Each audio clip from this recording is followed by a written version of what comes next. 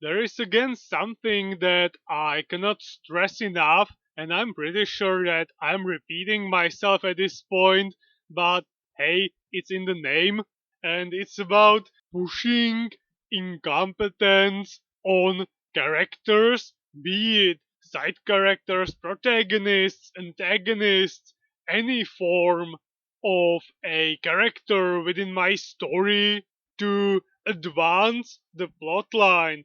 I feel that it would be disingenuous towards them to suddenly dumb down a supposedly smart character just because the plot needs to happen, and that it would only serve to highlight my own incompetence. And I know full well that I don't need any help with that beyond what is already obvious. I am definitely not saying that a character cannot have a change of heart within my story, they can't make a mistake, but it shouldn't be forced upon them by me.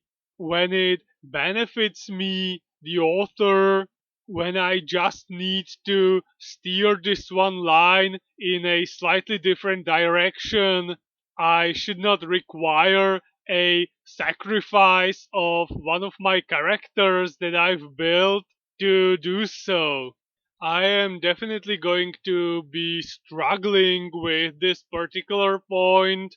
I've mentioned it when I was talking about antagonists, masterminds, and supposedly genius characters that I might not be able to portray in an authentic, plausible way. Hopefully, my imagination and the grand goal of actually creating a different world that is just superficially connected to our real world will carry me over these instances. I will still have to think things through, but at least I won't be constrained by the knowledge that we have, although I would still need to build a solid foundation, take care of all the continuity errors, and at least allow the characters to remain true to their core, not just twist it whenever I deem that necessary.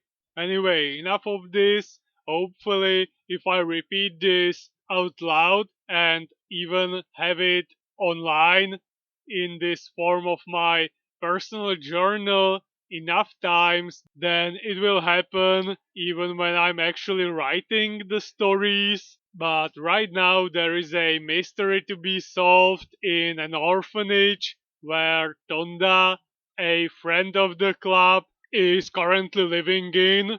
The Rapidaros arrive in a lift and are welcomed by Tonda himself, who leads them to his room where they'll hopefully be able to encounter the nightmares and possibly come up with a solution. With Speedy leading the group, they are on the move, and Mirag is asking what exactly is happening in the building. Tonda seems terrified, barely even willing to talk about the stuff that's going on. Strange things when Speedy hears the ground shake and roars from the distance, and Tonda realizes that it's the doorman or the guard. All seems to be lost when Mirek notices some sacks. They manage to climb under them just in time for the men to arrive, promising terrible retribution onto the intruders. When he passes by, it seems that their hiding spot was spot on, but in the last moment, poor Speedy has a rather close encounter with a mouse, which spooks him and sends him running out, screaming like a little girl. And now the chase is on. The guard is almost onto them. Tonda leads them to their room, a promise of safety and compatriots that will never betray them.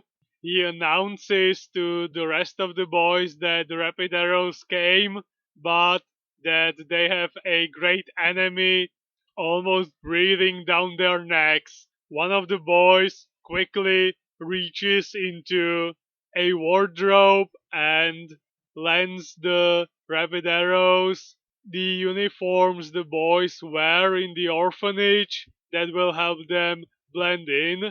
And when the guard arrives at the room, nothing suspicious is happening there. Just five boys with some familiar haircuts, or well, hats in general, dressed in the same way the rest of the residents of the orphanage are, hunched over a table, which leaves the guard pondering on where the group he was just chasing disappeared to. Well, when this peril is over, Tonda starts explaining what the nightmares have been up to.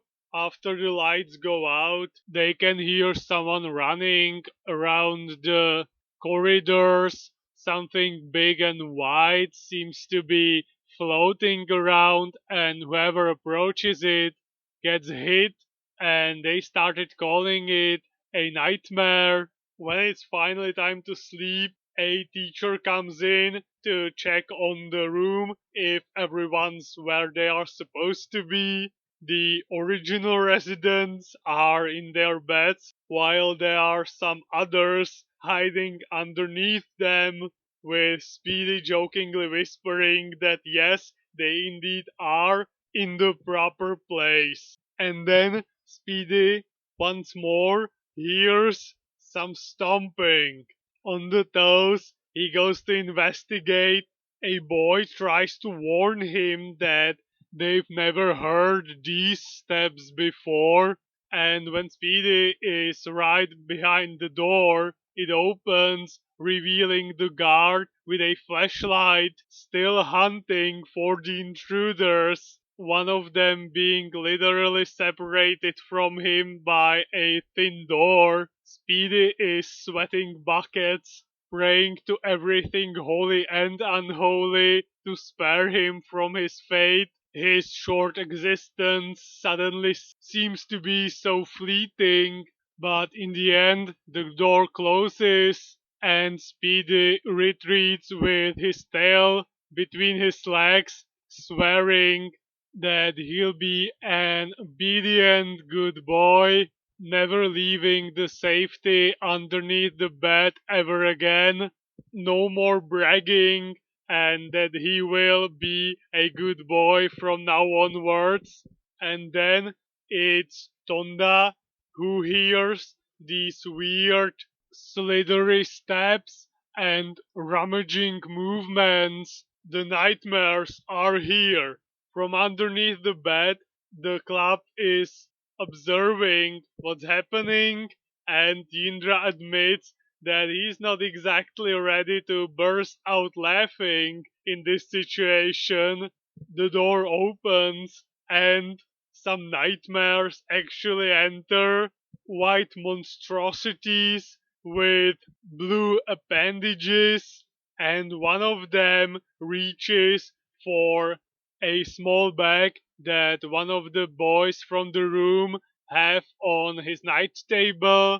Mirek springs from under the bed, ordering the being to cease immediately. It starts running, revealing a pair of legs. The boys from the room are trying to warn the rapid arrows to not follow the nightmares to the corridors, since that's their territory, that they've tried that before. Well, Mirek and the rest of the rapid arrows are made of steel. They follow the wannabe ghost, promising that they'll teach them a lesson.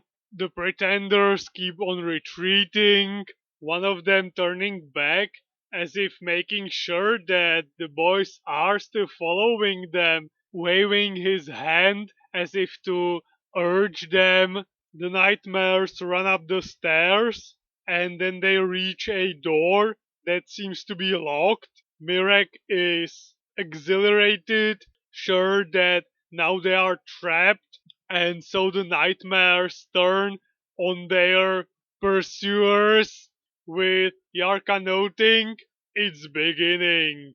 And this is where I'm going to stop. Well, I repeated a point I've made previously.